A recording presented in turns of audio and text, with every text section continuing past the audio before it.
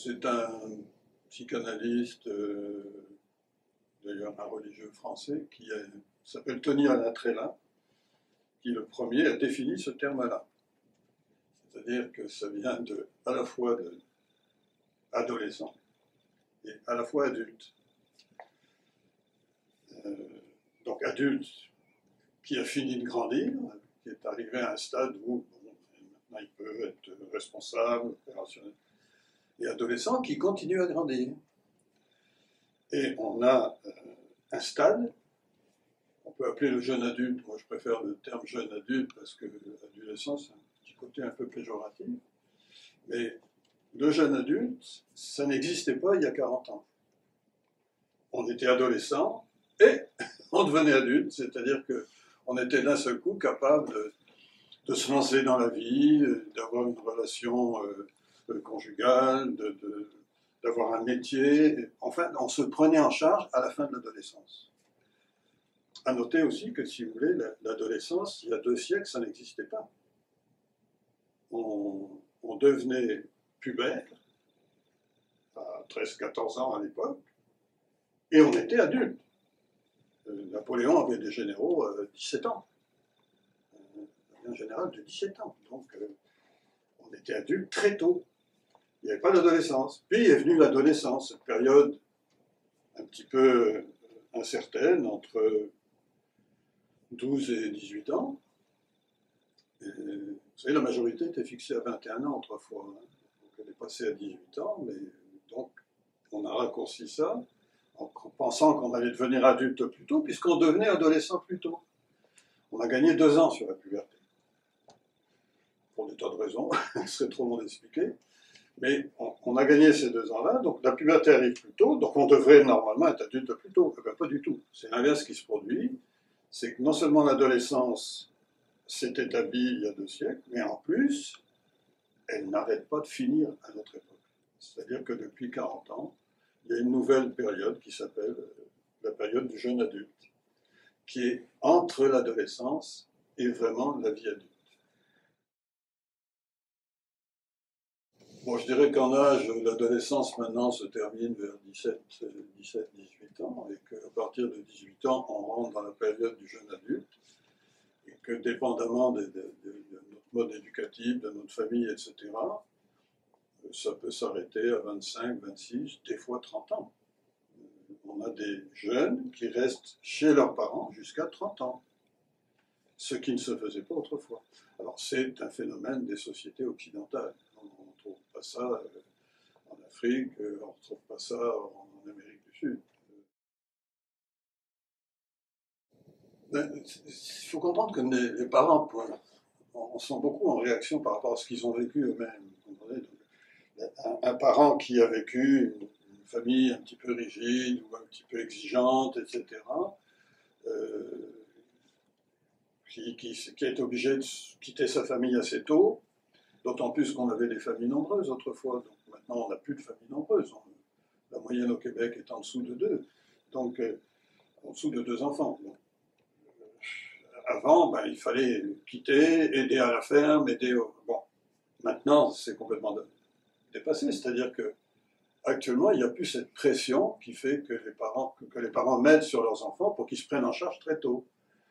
Et on a des parents qui sont eux-mêmes un petit peu en réaction face à ce qu'ils ont vécu comme éducation et qui disent notre enfant, après tout, il faut qu'il se débrouille, il faut qu'il apprenne, qu'il profite du temps présent, qu'il profite de sa jeunesse.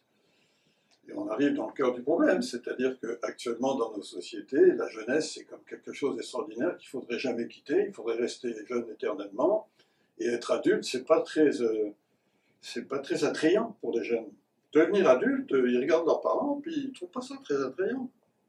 Ils voient des chicanes dans les couples, ils voient des parents qui se plaignent de la vie, que la vie est trop chère, que la vie est ceci, que la vie est cela.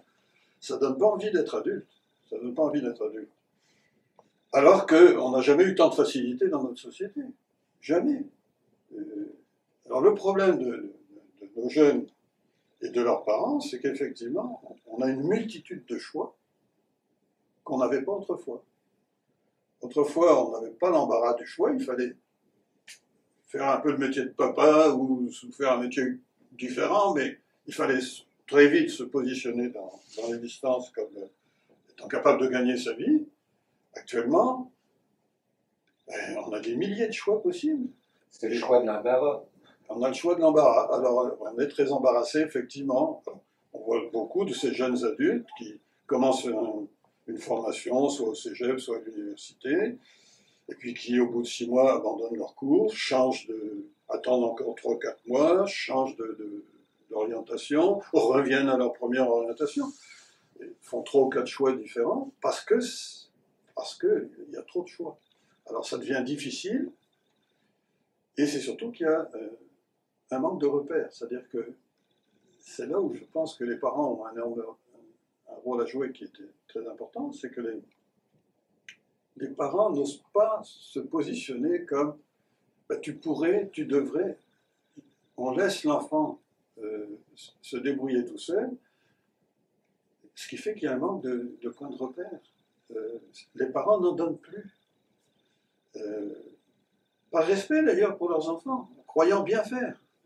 C'est ça qui est malheureux, parce qu'en fait, c'est pas l'intérêt de l'enfant.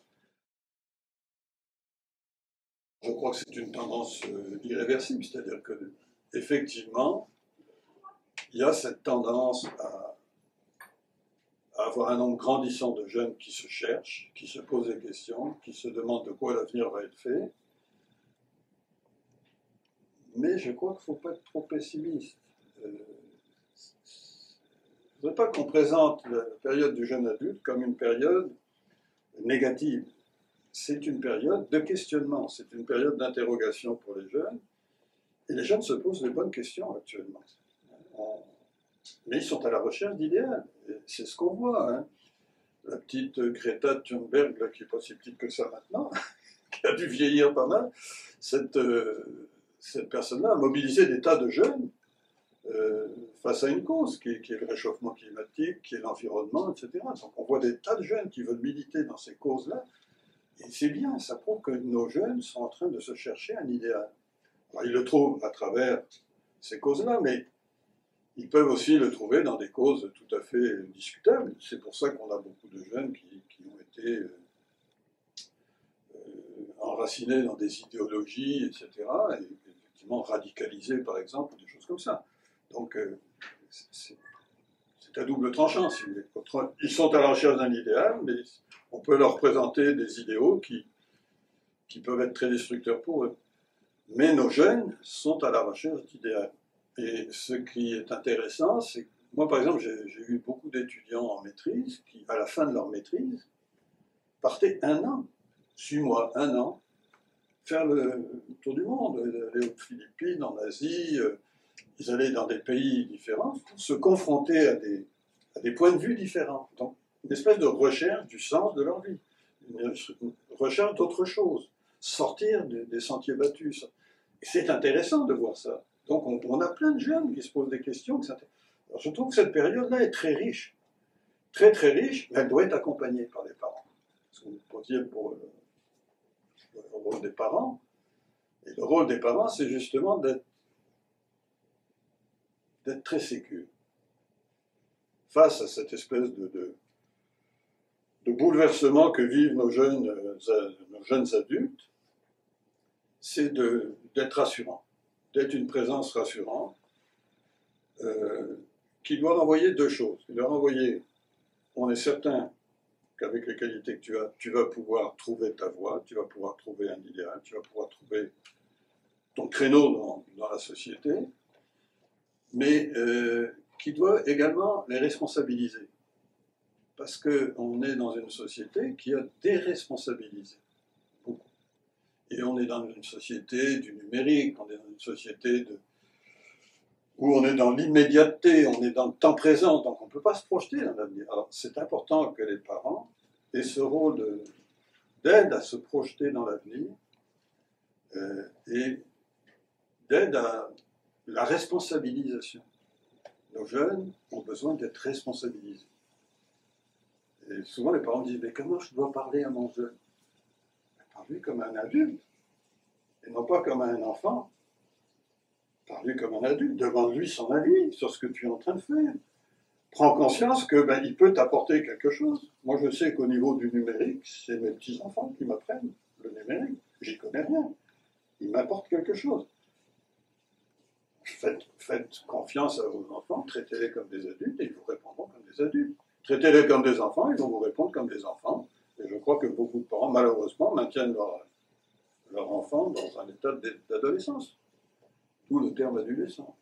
Mais je crois que si on responsabilise nos enfants très tôt, si on leur parle de l'avenir en leur disant qu'ils ont un rôle à jouer, si on leur parle d'idéaux, de cause, si on leur parle de spiritualité dans le sens de trouver le sens de sa vie, je crois que nos jeunes répondent très très bien actuellement et que c'est très prometteur pour l'avenir.